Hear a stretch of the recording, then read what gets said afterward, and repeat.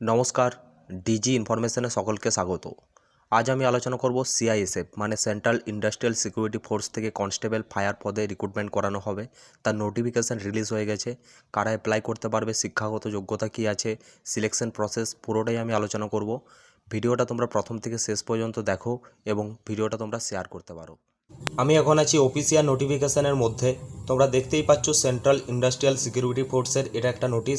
দেখো, তোমাদের রিক্রুটমেন্ট করা হবে কনস্টেবল ফায়ার পদে এবং এটা শুধুমাত্র ছেলেরাই অ্যাপ্লাই করতে পারবে এবং তোমরা এটা 31/8/2024 থেকে ফর্ম ফিল আপ শুরু করতে পারবে এবং 30/9/2024 মানে সেপ্টেম্বরের 30 তারিখ পর্যন্ত কিন্তু ফর্মটা ফিল আপ চলবে।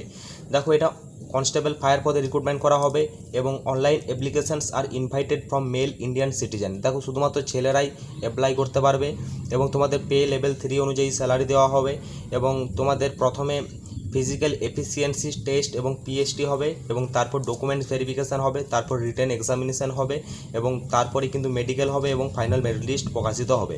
দেখো, তোমরা এটা অনলাইনে অ্যাপ্লাই করতে পারবে এবং এসসি এসটি ওবিসি সবাই কিন্তু এই ফর্মটা ফিল আপ করতে পারবে এবং ইডাব্লিউএস ক্যাটাগরিরাও কিন্তু অ্যাপ্লাই করতে পারবে। দেখো, বিভিন্ন স্টেটের বিভিন্ন রকম ভ্যাকেন্সি দেওয়া আছে। তোমরা নিচের দিকে স্ক্রল করলে দেখতে পাবে ওয়েস্ট বেঙ্গলের ভ্যাকেন্সি দেওয়া আছে।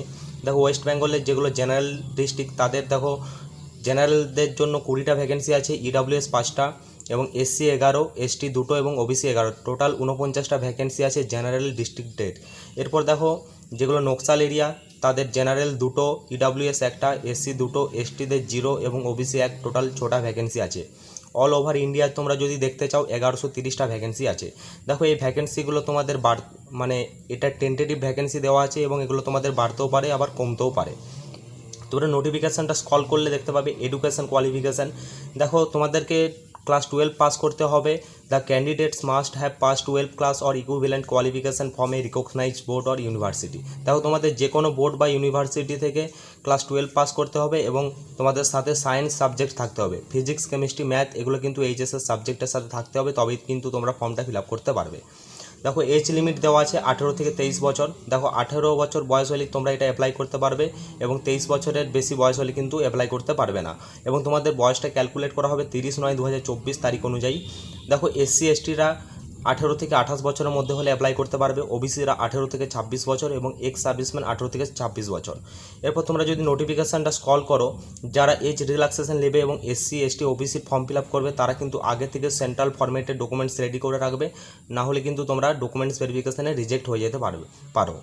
দেখো, ক্রুশিয়াল ডেট অনুযায়ী ডকুমেন্টসগুলো লাগবে। তোমরা ওবিসি থেকে যদি অ্যাপ্লাই করো, ওবিসি এনসিএল ফরম্যাটটা অবশ্যই সেন্ট্রাল ফরম্যাটে বানিয়ে রাখবে। ফর্ম ফিল আপ শুরু যখন থেকে হচ্ছে এবং ফর্ম ফিল আপের লাস্ট ডেটের মধ্যে কিন্তু ডকুমেন্টসগুলো বানিয়ে রাখবে, আদারওয়াইজ তোমরা কিন্তু ডকুমেন্টস ভেরিফিকেশানে রিজেক্ট হয়ে যাবে। এর সাথে তোমাদের ডোমিসিয়াল সার্টিফিকেটও কিন্তু কাছে রাখতে হবে। তোমরা নোটিফিকেশানটা আরও যদি স্ক্রল করো আরও কিছু ইনফরমেশন দেখতে পাবে হাউ টু অ্যাপ্লাই। দেখো, তোমাদের প্রথমে 1 টাইম রেজিস্ট্রেশন করতে হবে, তারপর কিন্তু অ্যাপ্লিকেশান ফর্ম ফিল আপ করতে হবে। দেখো, আপলোডিং অফ ফটোগ্রাফ, তোমাদের ফটোগ্রাফ আপলোডের কিছু ক্রাইটেরিয়া দেওয়া আছে। তোমাদের recent scanned colour passport size photograph হতে হবে এবং ফটোর মধ্যে কিন্তু তোমাদের ডেট অফ পিকচার এটা মেনশন করা থাকতে হবে, না হলে কিন্তু তোমাদের ফর্মটা রিজেক্ট হয়ে যেতে পারে। এবং তোমাদের ডকুমেন্টস নিয়ে কিছু ইনফরমেশান এখানে দেওয়া আছে। বাকি ডকুমেন্টসগুলো তোমরা পিডিএফ ফর্মেটে আপলোড করবে। দেখো, ফর্ম ফিল আপটা তোমরা খুব কেয়ারফুলভাবে করবে। তোমরা নিজেরা না পারলে সাইবার ক্যাফেতে গিয়ে ফর্মটা ফিল আপ করবে, না হলে কিন্তু তোমাদের ফর্মটা রিজেক্ট হয়ে যেতে পারে। এবং অ্যাপ্লিকেশান ফিস দেখতে পাচ্ছ 100 টাকা পেমেন্ট করতে হবে এবং এসসি এসটি এদের কিন্তু কোনো পেমেন্ট লাগবে না। দেখো, তোমাদের কারেকশান উইন্ডোজ কারেকশানেরও কিন্তু ডেট দেওয়া আছে 10/10/2024 থেকে 12/10/2024 এই তারিখের মধ্যে কিন্তু তোমরা কিছু ভুল থাকলে সেগুলো কিন্তু কারেকশান করে নিতে পারবে। দেখো, নোটিফিকেশানটা তোমরা আরও যদি স্ক্রল করো তাহলে তোমাদের সিলেকশন প্রসেস দেওয়া আছে, ডকুমেন্টস ভেরিফিকেশানের প্রসেস দেওয়া আছে। দেখো, রিক্রুটমেন্ট প্রসেস দেখতে পাচ্ছ। রিক্রুটমেন্ট প্রসেসের মধ্যে তোমাদের পিইটি এবং পিএসটি হবে, মানে ফিজিক্যাল এফিসিয়েন্সি টেস্ট এবং ফিজিক্যাল স্ট্যান্ডার্ড টেস্ট। দেখো, পিইটির মধ্যে তোমাদের 5 কিলোমিটার গ্রাউন্ড থাকবে এবং এটা 24 মিনিটের মধ্যে কমপ্লিট করতে হবে এবং তারপরে কিন্তু পিএসটি হবে। দেখো, পিএসটির মধ্যে থাকবে হাইট 170 সেন্টিমিটার কিন্তু হাইট থাকতে হবে, তবে কিন্তু তোমরা এলিজিবল এবং তোমাদের নর্মাল চেস্ট থাকতে হবে 80 সেন্টিমিটার এবং সেটাকে 5 সেন্টিমিটার ফুলানোর দক্ষতা থাকতে হবে, মানে 80 থাকলে 85 করতে হবে। এবার দেখো, রিল্যাক্সেশন দেখো, গোর্খা, ডোগরা, মারাঠা এইসব ক্যান্ডিডেটদের হাইট লাগবে 165 সেন্টিমিটার এবং এদের মিনিমাম চেস্ট আছে 78 এবং ম্যাক্সিমাম 83। ম্যাক্সিমাম নয়, মানে 78 থাকলে সেটা ফুলিয়ে 83 করতে হবে।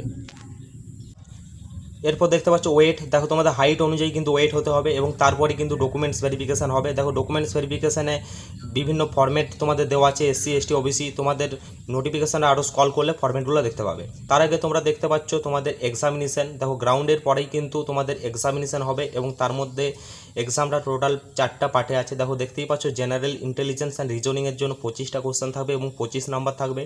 জেনারেল নলেজ অ্যান্ড অ্যাওয়ারনেসের জন্য 25টা কোশ্চেন থাকবে এবং 25 নাম্বার থাকবে। এলিমেন্টারি ম্যাথামেটিক্সের জন্য 25টা কোশ্চেন এবং 25 নাম্বার থাকবে।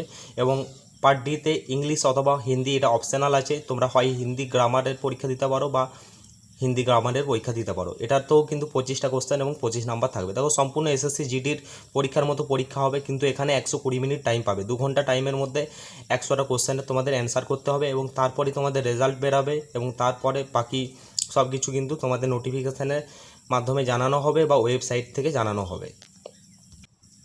দেখো তোমরা যদি ফর্ম ফিল আপের নিয়ে ভিডিও চাও তাহলে আমাদেরকে কমেন্ট করো, তোমরা কীভাবে ফর্মটা ফিল আপ করবে আমরা স্টেপ বাই স্টেপ বলে দেবো।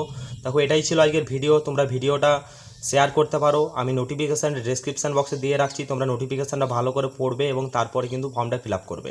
ধন্যবাদ, জয় হিন্দ।